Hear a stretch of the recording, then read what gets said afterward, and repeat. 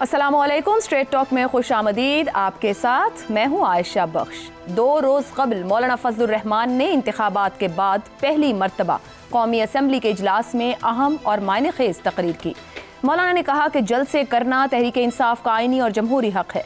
संजीदगी से गौर किया जाए कि हमारा मुल्क कहाँ खड़ा है। क्या वजह है कि मुसलसल ऐवान पर सवाल उठाया जा रहा है। ये अवाम का नुमाइंदा ऐवान है या इस्टेब्लिशमेंट का तरतीब करदा ऐवान है। मौलाना ने कहा कि उन्हें 2018 के इंतखाब पर भी एतराज़ था। इस वक्त का मैंडेट भी तकरीबन 2018 वाला है। हमारी मालूमात ये हैं, इस बार असेंबलियाँ बेची गईं। हमारा ज़मीर यहाँ बैठकर कैसे मुतमईन है। हुकूमती जमातों के सीनियर लोग अपने ही मैंडेट पर सवाल उठा रहे हैं। जमहूरियत कहाँ खड़ी है। हमने हर मरहले पर कॉम्प्रोमाइज़ किया। हम दिवालियापन से बचने की भीख मांगते फिर रहे हैं। घूमती फिरती बात सियासतदानों और सियासी हुकूमतों पर आएगी। फैसले दीवार के पीछे की कुव्वतें करें और मुंह हमारा काला हो। कोई हमें समझाए कि क्या सियासत हो रही है। मौलाना फजलुर रहमान ने कहा कि वो नवाज शरीफ, शहबाज शरीफ और बिलावल भुट्टो से कहते हैं कि हम अवाम के पास जाते हैं। शायद मेरी बात हुकूमती बेंचों को अहमकों वाली लग रही होगी। शायद हम समझने के लिए नहीं, नौकरी करने के लिए तैयार हैं। हमें ये निज़ाम कबूल नहीं, हम इसके खिलाफ जद्दोजहद करेंगे। मौलाना फजलुर रहमान की तरफ से 2 मई को कराची और 9 मई को पेशावर में मिलियन मार्च करने का ऐलान भी किया गया है। मौलाना फजलुर रहमान के पूरे सियासी प्रोफाइल को देखकर ये बात कही जा सकती है कि मौलाना फजलुर रहमान की तरफ से एहतजाज की कॉल को मौजूदा हुकूमत उस तरह इग्नोर नहीं कर सकती जिस तरह PTI जैसी जमात के एहतजाज को। अगर मौलाना का PTI के साथ बाकायदा कोई इत्तेहाद भी हो जाता है तो फिर यकीनन इस हुकूमत के लिए सियासी मुश्किलात खड़ी होने का बड़ा इम्कान है, क्योंकि मौजूदा हुकूमत इस हकीकत को अच्छी तरह से जानती है कि ये मौलाना की जमात की स्ट्रीट पावर ही थी जिसने सबसे पहले 2019 में आज़ादी मार्च करके इमरान हुकूमत को सियासी चैलेंज दिया। अब मौलाना फजलुर रहमान असेंबली के अंदर और बाहर जिस तरह का लबो लहजा इस्तेमाल कर रहे हैं, क्या यह हुकूमत के लिए बड़ा सियासी चैलेंज बनेगा। ऐसे में सवाल यही है कि मौलाना का एहतजाजी लहजा और मिलियन मार्च की कॉल क्या वाकई 8 फरवरी के इंतखाबात के नतीजे में वजूद में आने वाले सिस्टम को बड़ा सियासी चैलेंज देना चाह रहे हैं, या फिर स्ट्रीट एजिटेशन को एक मरतबा फिर किसी पॉलिटिकल बारगेनिंग के लिए ही इस्तेमाल किया जाएगा। इसी मामले पर पैनल की राय। पैनल में हमारे साथ हैं शहजाद चौधरी, अफसार आलम, जैगम खान और इफ्तिखार अहमद। प्रोग्राम का पहला सवाल आप सबके लिए। मौलाना की मिलियन मार्च की कॉल 8 फरवरी सेटअप को हकीकी ललकार या फिर इसी सेटअप से अपने लिए सहूलत निकालने की कोशिश। इफ्तिखार साहब, ये जो मौलाना साहब ने असेंबली फ्लोर पर खड़े होकर जिस घन गरज से बात की, बैठी हुकूमत को मशवरे दिए, तनकीद की, पूरे निज़ाम पर तनकीद की, शर्म तक दिलाने की कोशिश की, क्या वाकई ललकार रहे हैं, इस पूरे सिस्टम को हटाना चाह रहे हैं, बदलना चाह रहे हैं, या हल्के से अपनी जगह बनाने की कोशिश कर रहे हैं? काश इस मुल्क में ऐसी क़यादत जन्म ले जो सिस्टम को तब्दील कर दे। हमें कहानियाँ सुनते, नारे सुनते, तकारीर सुनते एक निसफ सदी से ज़्यादा अरसा गुजर गया है। किसी के पास मुतबादल निज़ाम नहीं है, नारे हैं। आप कहना चाहते हैं कि असेंबलियाँ बिक गईं। साबित करने के लिए क्या तरीक़ाकार है? क्या मिलियन मार्च में जो लोग शामिल हैं, क्या उनको पता भी है कि वो किस मकसद के लिए आपके साथ जा रहे हैं? ये बात हमने देखी पीने की तहरीक में। महंगाई से वो शुरू हुई, फिर उसमें इलेक्शन की बात आई, फिर वो निज़ाम मुस्तफ़ा में चली गई। मार्च, अप्रैल, मई, जून यही दोस्त थे। इन्हीं मदरसों की ताकत थी, इन्हीं उलमाए कराम की क़यादत थी। नतीजा क्या निकला? न पिछला निज़ाम रहा, न नया निज़ाम बन सका। पाकिस्तान के मसाइल जो हैं उनका हल चाहिए। आप किस किस्म की खारजा पॉलिसी चाहते हैं, किससे बात हम करें और किससे बात ना करें? आप किस किस्म की इक़्तिसादी पॉलिसी चाहते हैं? आप प्राइवेटाइजेशन को ख़त्म करना चाहते हैं, नहीं करना चाहते हैं? आप टैक्स के निज़ाम को तब्दील करना चाहते हैं तो क्या तब्दीली करना चाहते हैं? आप इस मुल्क की गवर्नेंस जो तबाह हो गई है, जिसके लिए आप कहते हैं कि तबाह हो गई, और तबाह इसलिए हुई कि इक़्तिदार ए को नहीं मिला और बी को मिल गया, इसकी निशानदेही करें कि गवर्नेंस की खामियां अगर आप इक़्तिदार में आ गए तो कैसे ख़त्म करेंगे। क्या आप कमिश्नर का मुतबादल तैयार कर बैठे हैं? क्या आपके पास डिप्टी कमिश्नर का मुतबादल है? क्या आपके पास पाकिस्तान की सरहदों का तहफ़्फ़ुज़ करने के लिए कोई और मुतबादल निज़ाम मौजूद है? अगर है तो हमें बताइए। यह है हल, यह है तरीका। मैं जिस बात पे कहना कि अगर मैं असेंबली में नहीं जा सका या मेरी पार्टी असेंबली में नहीं जा सकी तो फिर कुछ नहीं, फिर सब कुछ तहवाला कर दो ना। सर ऐसा ना कीजिए, हम भुगत चुके हैं। आप पीएनए से बड़ी तहरीक पाकिस्तान में न चली न चल सकती है, उसके नताइज देख लें। हम भुगत रहे हैं। 77 कहाँ गया, 2024 कहाँ आ गया। उस वक्त जो हरकत की गई, जो एक सिस्टम को खाड़ के फेंका गया, वो सिस्टम दोबारा बहाल नहीं हुआ। खा वो पार्लियामेंट में डेमोक्रेसी थी, खा वो अच्छी लूली लंगड़ी इक्तिसादी बेहतरी थी। हम पे रहम करे। मैं आपकी इज्जत करता हूं, मैं आपके वालिद की इज्जत करता हूं, जिसने जुल्फ़िकार अली भुट्टो को उस वक्त शिकस्त दी जब सोचा भी नहीं जा सकता था कि जुल्फ़िकार अली भुट्टो को कोई शिकस्त दे सकता है। आपका एक नाम है, आप पाकिस्तान की बात करते हैं और पाकिस्तान के बनने की बात करते हैं तो उसमें बहुत सारे फिर सवालात ऐसे जन्म लेते हैं जिसका जवाब मैं नहीं चाहता कि डिबेट में आए।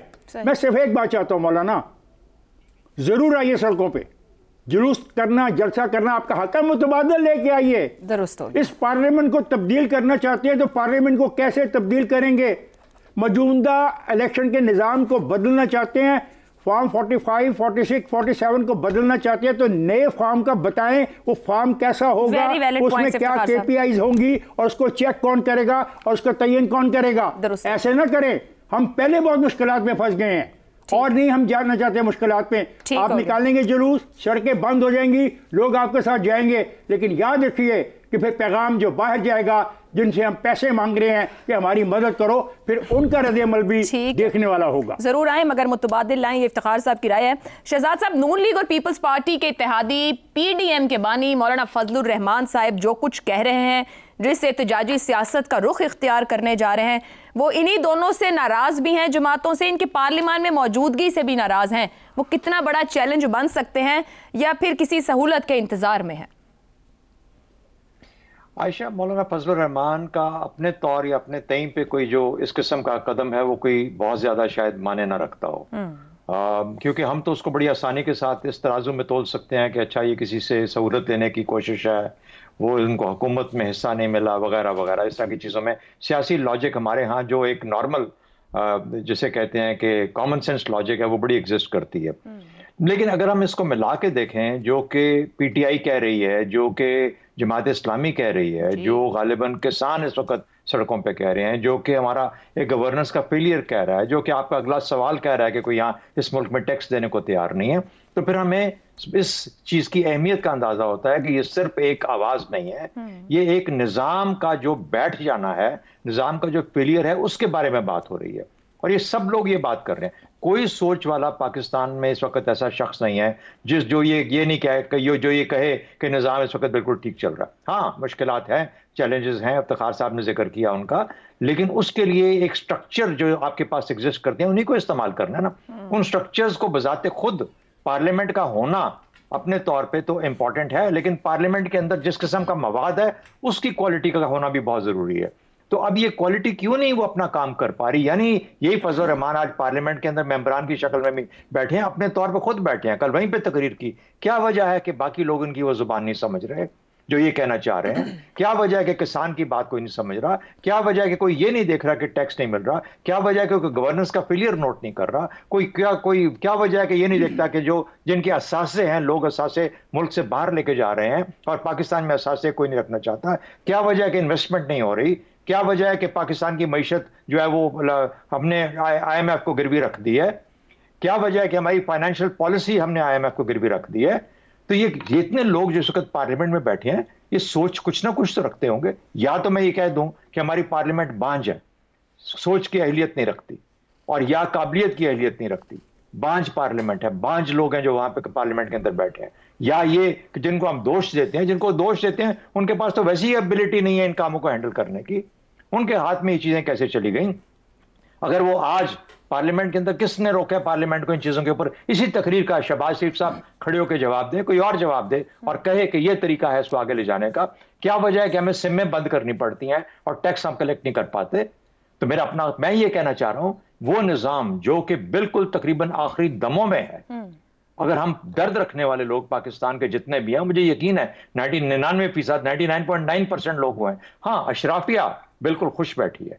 अशराफिया अगर एक तरफ की है या दूसरी तरफ की है, बिल्कुल खुश बैठी है, क्योंकि उनको फर्क नहीं पड़ता कि बिजली किस कीमत मिल रही है, कि गैस का क्या आलम है, कहां पे है कुछ और कहां पे उससे बुनियादी सहूलियात हैं या नहीं है, सेहत का आलम क्या है, तालीम का आलम क्या है। ये हम हैं जो बाकी मुल्क है जो बैठे जा रहा है। तो मेरा अपना ख्याल है कि लोगों के दिमाग में ये सवाल जरूर आएगा कि वाकई में मौलाना शायद जो मर्जी सड़कों पे करें, लेकिन ये आवाज जब उन आवाजों के साथ मिला के, उस सोच के साथ मिला के देखनी पड़ेगी, तो कहीं ना कहीं पे रीसेट का बटन दबाने की गुंजाइश आ जाती है। रीसेट का मतलब क्या है, इसको मुख्तलिफ तरीकों से देखा जा सकता है। क्या सियासी पार्टियां काबिल और अहल और दानिश वाले लोगों को मुख्तलिफ शोबों के अंदर से ला के अपने अंदर शामिल करके गवर्नमेंट का हिस्सा बनाने के लिए तैयार हैं?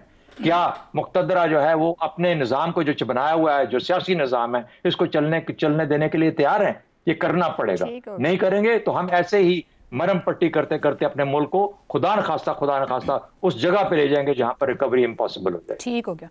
अफसार साहब, मौलाना साहब ने ये कहा, बल्कि ताना ही दिया एक तरह से नून लीग और पीपल्स पार्टी को असेंबली के फ्लोर पे, शायद हम समझने के लिए नहीं नौकरी करने के लिए तैयार हैं। अभी मौलाना साहब का भी एक पूरा सियासी प्रोफाइल है। अब सवाल आपसे ये कि मौलाना साहब अपने लिए गुंजाइश बनाने की काविश में है, या उन्हें लग रहा है कि एक रीसेट की गुंजाइश उनको अभी से इस निज़ाम में नजर आ रही है, वो उस रीसेट की तरफ जा रहे हैं? बहुत शुक्रिया, आपने बड़ा अच्छा सवाल पूछा है आज, और इस पे ज़ाहिर है आपकी तारीफ़ बनती है। इतने अच्छे अच्छे मौज़ूआत हैं मुल्क में, लेकिन इसके बावजूद हम किसी और तरफ रोज़ाना चले जाते हैं, तो आज भी चलते हैं कहीं और। तो सबसे पहले लेकिन मैं अपने इंतहाई मुअज़्ज़ज़ सीनियर आगा इफ्तिखार अहमद साहब को मैं मुबारकबाद देना चाहता हूँ। उन्हें तमगा इम्तियाज़ सदारती मिला है आज उनकी सहाफ़ती खिदमत पे, और मैं समझता हूँ बहुत ही अरसे बाद मैंने एक ऐसा डिज़र्विंग सहाफ़ी तमगा इम्तियाज़ के लिए नॉमिनेट होते हैं, और उन्हें मिल भी गया आज। तो देखा है कि जिन्होंने वाकई इस मुल्क की सहाफ़त के लिए बहुत खिदमत है। मैंने उनसे ज़ाती तौर पर बहुत कुछ सीखा है उनकी सहाफ़त से। अब वो ज़ाहिर है उनका सांस फूल जाता है कभी कभी, लेकिन जो उन्होंने सहाफ़त की है, और ये जो जुल्फ़िकार अली भुट्टो के केस में सुप्रीम कोर्ट ने तारीख़ी फ़ैसला दिया है, ये इफ्तिखार अहमद साहब के उसी इंटरव्यू की बुनियाद पे ये सारा तनाज़ा दोबारा इसको फरोला है सुप्रीम कोर्ट ने। ज़बरदस्त हो गया। अब मेरा सवाल इफ्तिखार अहमद की सहाफ़त पर नहीं है, मौलाना फजलुर रहमान की सियासत पर है। वापस आ जाइए, मौलाना साहब क्या तलाश कर रहे हैं? मौलाना फजलुर रहमान की सियासत देखें, इफ्तिखार अहमद साहब की सहाफ़त पे तो हमने शायद एक ही दफ़ा बात की है आज, और शायद एक ही दफ़ा अल्लाह करे और हम करें, लेकिन मौलाना फजलुर रहमान की सियासत पे तो हम रोज़ाना बात करते हैं। क्या बात करनी है इस सियासत पे? तो बात हो गई ऑलरेडी, सब ने कह दी है कि असल इश्यूज़ पे ना ध्यान सियासतदानों का है, ना सहाफ़नों का है, ना सहाफ़ियों का है, और बस हम लगे हुए हैं कि उन्होंने ये कर, वो बड़के मारते रहते हैं, हम उनकी बड़के सुनाते रहते हैं, हम उनके बड़कों पे मैं बड़कों पे तजिया क्या करूं? नहीं सर, यही बड़के शुरू हुई थी 2011-12 से बड़के शुरू हुई, जलसे जुलूस रैलियां सब हुई, एक हुकूमत आई ये कह के कि करप्शन और गवर्नेंस फेलियर है, उससे बदन से एक पीडीएम ने जन्म लिया ये बता के कि करप्शन है, और उन्होंने भी यही करने की कोशिश की।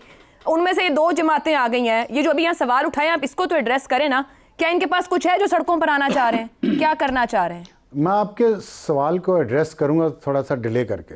पहले मुझे ये बताएं कि 2012, 11-12 या जो भी 13-14 जो भी आपने कहा, जब से भी शुरू हुआ है, तो ये तब से तो नहीं शुरू हुआ। अभी आपको उन्होंने पीएनए की तहरीक का नहीं हवाला दिया, चलें आप और पीछे चले जाएं, तो हमारी किस्मत में बस हो गई ना। पीछे चले जाएं आप, और पीछे चले जाएं आप, उस वक्त चले जाएं आगे की तरफ देखें जरा, पीछे कम देखें, हिस्सा होता था, पीछे जो कर लिया उससे आगे है कुछ नहीं देखने के लिए। अरे अल्लाह की बंदी, आगे कुछ है ही नहीं देखने के लिए। हम रिपीट ट्रांसमिशन चल रही है यहाँ पे, तो हर 5-10 साल बाद वही काम दोबारा शुरू हो जाता है, वही काम दोबारा। सबके पास वही एक ही फॉर्मूला है, इंजीनियर्स के पास भी है, साइंसदानों के पास भी। नहीं तो मौलाना साहब के साथ भी कोई इंजीनियर और साइंसदान जुड़े हुए हमेशा हमें ये नजर आता है, माजी में कहीं ना कहीं इंजीनियर साइंसदान। मौलाना के साथ भी कोई इस वक्त मौलाना के साथ कोई साइंसदान और इंजीनियर जुड़े हुए हैं जब हम बात कर रहे हैं? नहीं जुड़े हुए, तो ये जुड़े होने के लिए, जुड़वाने के लिए कोशिश है एक।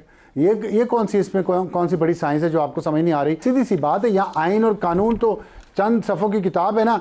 किसी निज़ाम को भी हमने इस मुल्क में मुसलसल चलने ही नहीं दिया। इस वजह से ये है। अब हाइब्रिड निज़ाम चल रहा है पिछले 8 साल से, और देख लें इस मुल्क में दूध और शहद की नहरें तो बहना शुरू हो गई हैं, तो और इंतजार करें और बहेंगी। जो मौलाना साहब ने बात की है ना, चले क्या ख़त्म कर दूं बात, तो यहाँ मैं चलूं? क्या कहना चाह रही हैं आप? आपके पास कोई बात नहीं थी ना, मैंने कहा आप कह रहे हैं कोई सवाल है, ये कोई बात है, आपको कैसे पता? एक तो आप जो है ना शेख रशीद की तरह, मुझे किसी से मिलाने की जरूरत नहीं है, बिल्कुल भी किसी ना किसी सियासतदान से ना सहाफी किसी से मुझे मिलाने की जरूरत नहीं है। मैं जो हूं वहीं तक ठीक। चलिए नहीं मैं मिलाता, लेकिन फिर आप पेशीन को क्यों कर रही हैं? मेरे पास बात नहीं है। आपने खुद 3 बार क्रिटिसाइज किया है मेरी गुफ्तगू पे, मेरे सवाल पे। हाँ जी सुनाए। तो क्योंकि आपने और कोई रास्ता छोड़ा ही नहीं हमारे लिए कि मैं आखिर में आपको, अगर आपके ये हालात हो गए कि मैंने रास्ता नहीं छोड़ा तो बस फिर अल्लाह ही हाफिज है, फिर छोड़ ही दें। जी आप ही ने रास्ता नहीं छोड़ा। आप कह देती हैं बात नहीं करने को, बातें बहुत है करने को। मैं सोचता हूँ बात को करूँ कैसे, मैं वही सोचता रहता हूँ, तो वो मुझे करने दें बात को किसी तरीके से। तो मैं बात ये करना चाह रहा हूँ कि देखिए ये ऐसे जो कुछ हो रहा है ना, इसमें से हल कोई नहीं निकले। ये सारे सियासतदान ऐसी बड़ी अच्छी बातें करते हैं जब उनको रोटी में से हिस्सा नहीं मिल रहा होता। जब रोटी में हिस्सा मिलेगा तो ठीक हो जाएंगे मामला। और रीसेट की बात है तो रीसेट। और रोटी से याद आ गया मुझे गंदम, और गंदम का इतना बड़ा स्कैंडल केयर टेकर गवर्नमेंट में, जो बड़े साफ सुथरे शफाफ लोग ठोक बजा के हमारे मेहरबानों ने हमारे ऊपर मुसल्लत किए थे, वो कितने अरबों की दिहाड़ी लगा के चले गए। कोई नहीं पूछ रहा, कोई नैब का केस उन पे नहीं बनेगा, कोई उनके खिलाफ मीडिया कैंपेन नहीं चलेगी। किसान रुल गया इस मुल्क का। तो बाद में आने वाले जिन्होंने रोटी में खाया उसको सामने लाए ना, नेम एंड शेम करें। सैगम साहब आपकी जानिब आऊंगी। बिल्कुल ठीक है, उनको भी कहना चाहिए, मीडिया को भी, मीडिया चलाए ना कैंपेन, क्यों नहीं चलाता? इन सियासतदानों को बड़ी जल्दी चला रहे हैं, सारा दिन टीवी चलाए ना, करें ना प्रोग्राम। फिर कहती है क्रिटिसाइज, चौथी दफा आपको क्रिटिसाइज कर रहा हूं कि आपने इस पे तो सवाल नहीं किया गंदम का क्या इतना क्राइसिस हुआ हुआ। दोबारा करें, दोबारा कर लेंगे, बिल्कुल कर लेंगे सर, बिल्कुल कर लेंगे। सैगम साहब हमें ये निज़ाम कबूल नहीं, हम इसके खिलाफ जिद्दोजहद करेंगे। कि मौलाना फजलुर रहमान कह रहे हैं पाकिस्तान की तल्ख सियासी तारीख रही है कि निज़ाम के खिलाफ कई तहरीकें बाद में महल्लाती साजिशों के जरिए सौदा हो जाता है। आपको क्या लगता है कि इस बार ये सब कुछ नहीं होगा, या कोई ऐसी जमानत हो सकती है, या जो सड़कों पर आने वाले हैं उनको भी इल्म नहीं होता वो सड़कों पर क्यों आ रहे हैं? ये माजी का रिप्ले होगा या फिर कोई मुतबादिल है मौलाना के पास? मौलाना ने जिद्दोजहद का भी ऐलान कर दिया, मिलियन मार्च भी करने जा रहे हैं, सबको कह रहे हैं कि असम्बलियों से निकलो, सड़कों पे आओ। लेकिन आयशा मुझे ये बताइए केपी का गवर्नर कौन है और कब से है? नवंबर 2022 से इस वक्त तक 1.5 साल हो गए। केपी का गवर्नर मौलाना का समधी गुलाम अली साहब है। तो अभी तक केपी में समधी क्रेसी चल जी। आज वो जाती उम्र में भी गए हैं नवाज शरीफ साहब से मिलने। तो केपी में बिल्कुल उसी तरह से समधी क्रेसी चल रही है, समधी क्रेसी चल रही है मौलाना की, जिस तरह इस्लामाबाद में नवाज शरीफ साहब की समधी क्रेसी चल रही है। तो ये कैसी बगावत है? और आपको पता है गवर्नर कौन होता है? रियासत का नुमाइंदा होता है, वफाकी हुकूमत का नुमाइंदा होता है। तो केपी में रियासत का और वफाकी हुकूमत का नुमाइंदा JUI का लीडर और मौलाना का समधी है। तो ये किसको निकलवाने जा रहे हैं? देखिए मौलाना तगड़े सियासतदान हैं, बड़े बड़े मुजाहरे कर सकते हैं, वो शायद इनकलाब बर्पा कर सकते हैं, इलेक्शन नहीं जीत सकते। उनकी तहरीक जब तक वो अकेले खुद चलाएंगे उसमें क्रेडिबिलिटी नहीं होगी। इसलिए क्रेडिबिलिटी नहीं होगी कि वो पाकिस्तान के एक बहुत छोटे वोट बैंक को रिप्रेजेंट करते हैं। अगर उनकी परफॉर्मेंस तारीखी भी होती तो भी उनके पास बहुत महदूद सीटें होती। अब अगर वो अकेले निकलेंगे तो उनकी तहरीक में वजन नहीं होगा। सड़कें बंद कर सकते हैं, बड़े बड़े मुजाहरे कर सकते हैं, मिलियन मार्च तो पाकिस्तान में कभी नहीं हुआ, लेकिन 1 सवा लाख बंदा वो इकट्ठा कर सकते हैं। लेकिन टू व्हाट एंड? ये बात उस वक्त खतरनाक हो सकती है अगर वो वाकई PTI के साथ मिल जाए, क्योंकि फिर मौलाना के स्ट्रीट पार के साथ पाकिस्तान की सबसे बड़ी पार्टी का वोट बैंक भी होगा, फिर क्रेडिबिलिटी होगी। फिर जो कुट PTI की लग रही है वो मौलाना के, मौलवी की, खतीब की, मदरसे के मोतमिम की, मदरसे के बच्चों की नहीं लग सकती, पाकिस्तान में नहीं लग सकती। उनके पास खुला लाइसेंस है। तो इस वक्त अगर ख़तरे की बात है तो वो ये है कि वो अलायंस कर लें। लेकिन वो अलायंस कैसे करेंगे? उनके असल हरीफ जो हैं वो इमरान खान है। और उनकी बात पे आप कैसे एतबार करेंगे? क्या कोई वाकई मान सकता है कि केपी में इलेक्शन उनके खिलाफ और पीटीआई के हक में रिग किया गया?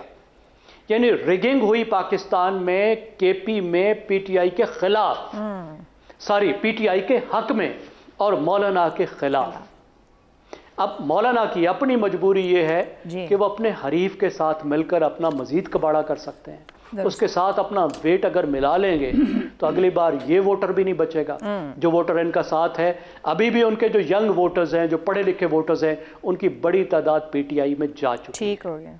जिस तरीके से जमात इस्लामी का एक वोट बैंक जा चुका है, जिस तरीके से एएनपी का एक वोट बैंक जा चुका है बड़ा हिस्सा, उसी तरह मौलाना का वोट बैंक भी मजीद भी रुखसत हो जाएगा। ठीक है। अब उन्होंने अपनी सियासत को जिंदा रखने के लिए सियासत भी करनी है, या तो अपोजिशन की सियासत करनी है, या फिर जो उनके हलीफ हैं, जो दोस्त हैं, उनके साथ हुकूमत में शामिल होना है। मेरे ख्याल में उनकी नाराजगी ये है कि उनके दोस्तों ने उनको सही अहमियत नहीं, मुज़ाकरात में उनको शामिल नहीं किया, उनको मनाने की कोशिश नहीं की। उनको मनाने का वक्त कम हो रहा है और एक ही तरीका है कि आसिफ जरदारी उनको जाके मनाने के वो माहिर हैं, लेकिन वो खुद क्यों मनाएं? सजेशन आ गया है कि सदर मुमलिकत को मनाना चाहिए या वजीर आजम को मनाना चाहिए मौलाना को, क्योंकि दोनों हालिया माजी में ही इत्तेहादी रहे। एक ब्रेक लेनी है, ब्रेक से वापस आएंगे तो बात करेंगे टैक्स नेट बढ़ाने में हुकूमत नाकाम है क्यों, इस ब्रेक के बाद।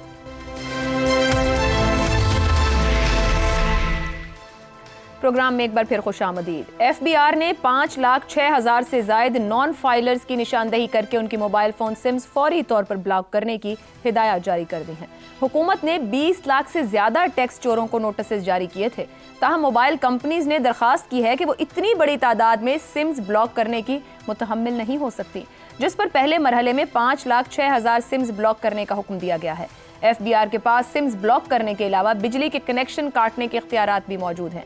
नॉन फाइलर्स के खिलाफ कार्रवाई के लिए 145 डिस्ट्रिक्ट ऑफिसर्स को खुसूसी इख्तियारात तफवीज़ किए गए हैं। इस साल अब तक सिर्फ 45 लाख अफराद ने सालाना टैक्स रिटर्न्स फाइल किए हैं, जबकि पिछले साल ये तादाद 59 लाख थी। हुकूमत ने 32 लाख रिटेलर्स को टैक्स नेट में लाने के लिए 1 अप्रैल से 30 अप्रैल तक रजाकाराना रजिस्ट्रेशन के लिए ताजिर दोस्त स्कीम मुतारिफ करवाई थी, जिसके नतीजे में सिर्फ एक माह में 32 लाख में से सिर्फ 200 ताजिरों ने खुद को रजिस्टर करवाया है। एफबीआर को अप्रैल 2024 के टैक्स कलेक्शन हदफ में 157 अरब के शॉर्टफॉल का भी सामना है। मार्च 2024 में वजीर आजम शहबाज शरीफ और SIFC को ब्रीफिंग में यह बताया गया कि टैक्स वसूली में 58 खरब रुपए का फर्क सामने आया है, जो कि GDP का 6.9% बनता है। टैक्स कलेक्शन हदफ पूरा ना होने के बायस हुकूमत को हर महीने बैंकों से कर्ज लेना पड़ता है। बैंक्स वो पैसे स्टेट बैंक से लेते हैं और इस सब का खुमियाजा आवाम को महंगाई की सूरत में भुगतना पड़ता है।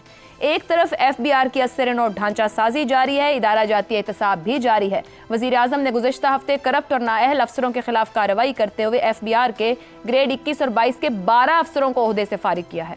दूसरी तरफ टैक्स हदफ को पूरा करने नॉन फाइलर्स रिटेलर्स को नेट में लाना बड़ा चैलेंज हुकूमत को दरपेश है, जिसके पहले मरहले में हुकूमती स्कीम मुकम्मल तौर पर नाकाम हुई है। देखना यह होगा कि मोबाइल फोन सिम्स ब्लॉक करने और नाम पब्लिक करने के बाद क्या हुकूमत इन अफराद को टैक्स नेट में ला पाएगी। इसी मामले पर पैनल की राय जानेंगे। सवाल इस तरह से, गुज़िश्ता साल से 14 लाख टैक्स फाइलर्स कम, 30 दिन में सिर्फ 200 ताजिर रजिस्टर्ड, 5 लाख नॉन फाइलर्स की सिम्स ब्लॉक, क्या हुकूमती एक्शन नतीजा खेज हो सकेगा? ज़ैगम साहब, कोई हालात अच्छे नहीं हैं, ना हुकूमत की काविशों से कोई नतीजा निकल रहा है, ऊपर भी हमने गवर्नेंस फेलियर की बात की और हम बहुत बार इस मामले पे बात कर चुके। ये 5 लाख सिम्स बंद कर देना, क्या वो नतीजा देगा जो हुकूमत चाह रही है? देखिए आशा, पहले तो आप दाद दें शहबाज स्पीड की, अब तो आपको कायल हो जाना चाहिए। अभी ताजरों की रजिस्ट्रेशन की जो मिठाई है उसके लड्डू अभी बासी नहीं हुए थे और एक और महाज खुल गया। एक स्पीड के साथ हम गए हैं 5 लाख मजीद लोगों के पीछे जिनकी सिमें ब्लॉक कर दी गई हैं। मैं आपको एक छोटी सी एक मिसाल देता हूँ। पाकिस्तान में 40 कंपनियां तंबाकू सिगरेट बनाती हैं।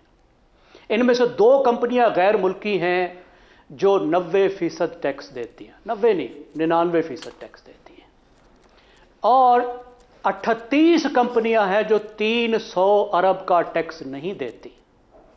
38 बंदे हैं जो कंपनियों के मालिक हैं, 38 दफ्तर हैं। कितना मुश्किल है। 100 बंदे भी आप भेज दें तो 3,800 बंदे भेजने हैं ना। आप दफ्तर का घेराव कर दें, आप लॉ एनफोर्समेंट वालों को भेज दें, आप 50-50 टैक्सेशन वालों को साथ भेज दें ऑडिट करने के लिए, कितने बंदे लगेंगे? सर वहां से तो आपके सामने 21वें 22वें ग्रेड के अफसर बाहर निकाल दिए हैं। क्या आपके ख्याल में ये आइडिया हुकूमत के दिमाग में नहीं आया होगा? क्या आपकी इंतजामिया के लिए, एग्जेक्टिव के लिए मुमकिन नहीं है ये इतने से लोगों को पकड़ना? क्यों नहीं है? आप मुझे बताएं, 500 सिमें जो है वो ब्लॉक करनी, 5 लाख लोगों के पीछे जाना ज्यादा मुश्किल है या 38 लोगों के पीछे जाना मुश्किल है, जहां पे यकीनी 300 अरब का टैक्स है? तो मसला क्या है? अब देखिए, मसला वही है, ये आनिया जानिया है जो तुर्रा इम्तियाज है इस हुकूमत का, मुस्लिम लीग नवाज का, शहबाज शरीफ का।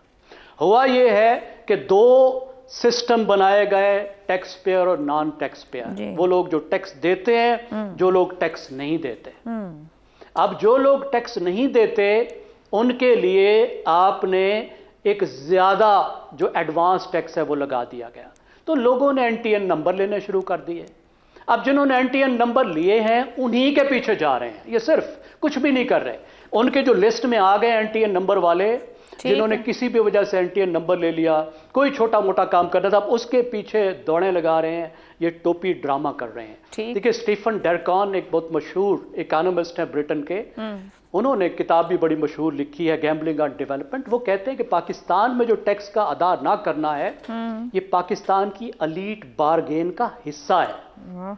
सिर्फ 300 कंपनियां हैं जो 70% टैक्स देती हैं पाकिस्तान का, और ये कंपनियां जो कुछ ना कुछ बनाती हैं, मैन्युफैक्चरिंग कंपनियां हैं, 5 गुना बोझ उठाती हैं। 20% देना चाहिए, 70% देते हैं। दुकान जो है दार जो है वो 11 अरब देते हैं और तनख्वाहदार 264 अरब देते हैं। बस तनख्वाहदार की गर्दन सान है, उसको शिकंजे में रखें। और शायद वजीर आजम के इल्म ही ना हो कि ये 38 कंपनियां इस मुल्क में एग्जिस्ट करती हैं। अल्लाह करे अच्छा गुमान रखते हैं आपकी गुफ्तगू से हम तक पहुंचे। मुझे बताइए, अच्छा गुमान रखते हैं वजीर आजम, फलसफे के प्रोफेसर हैं, हो सकता है उनकी टीम ने उनको आगाह ना किया हो। मालूम है उन्हें, सब कुछ मालूम नहीं जी, वो हिस्सा है इसका।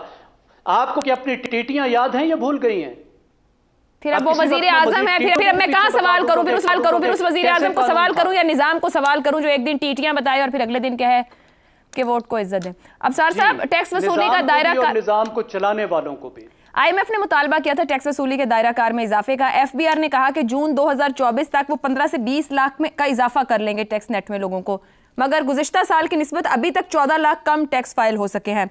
और ताजिर दोस्त स्कीम भी नाकाम हो गई, पूरे महीने में 200।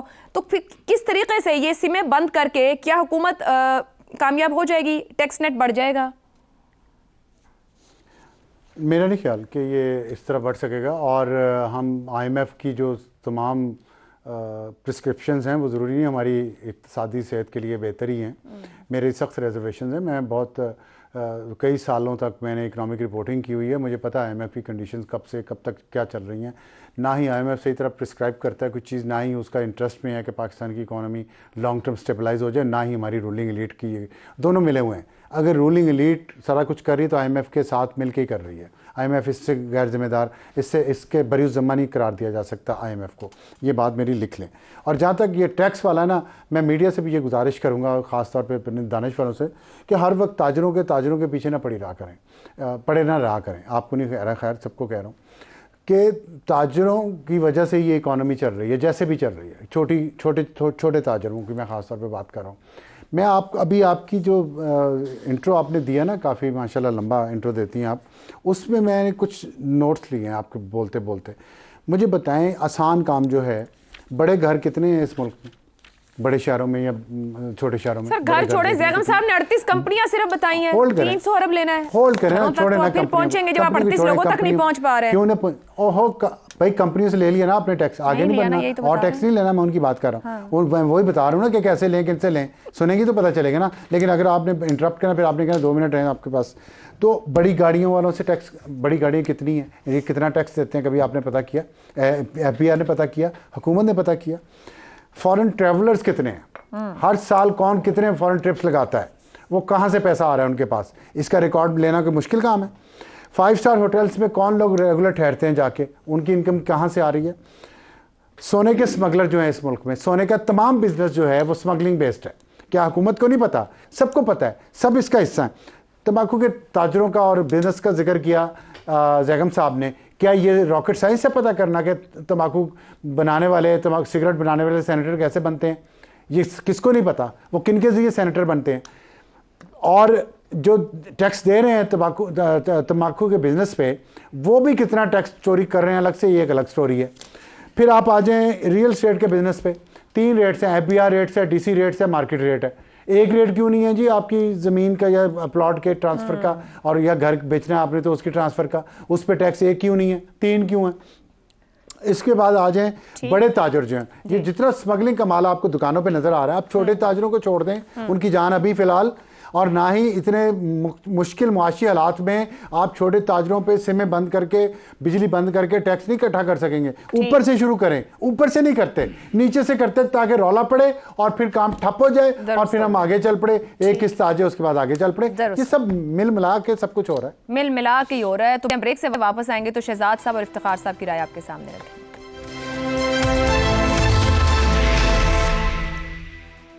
प्रोग्राम के आखिरी हिस्से में खुशामदीद। शहजाद साहब, ये 5 लाख से ज्यादा सिम्स ब्लॉक करना जो ब्रिलियंट आइडिया है, अब FBR टैक्स वसूली में नाकाम है, कई मामलात है, हमने ऊपर जिक्र भी किया, जिम्मेदारी किस पे डालें? FBR पे, ब्यूरोक्रेसी पे, सियासी विल के फुकदान पे? भैया आवाम को भरोसा ही नहीं रह गया पूरे निजाम पे कि वो राजी हों के टैक्स दें इन्हें। नहीं, हम उन पे क्यों डालें, हम उन पे क्यों ना डालें जो ये फैसले करते हैं। उनको क्यों छोड़ देते हैं हम लोग? ये या बेअक्ल है या ये बेईमान है। और बेअक्ल इसलिए मैं नहीं कह सकता क्योंकि ये आपस में मिले हुए हैं सारे।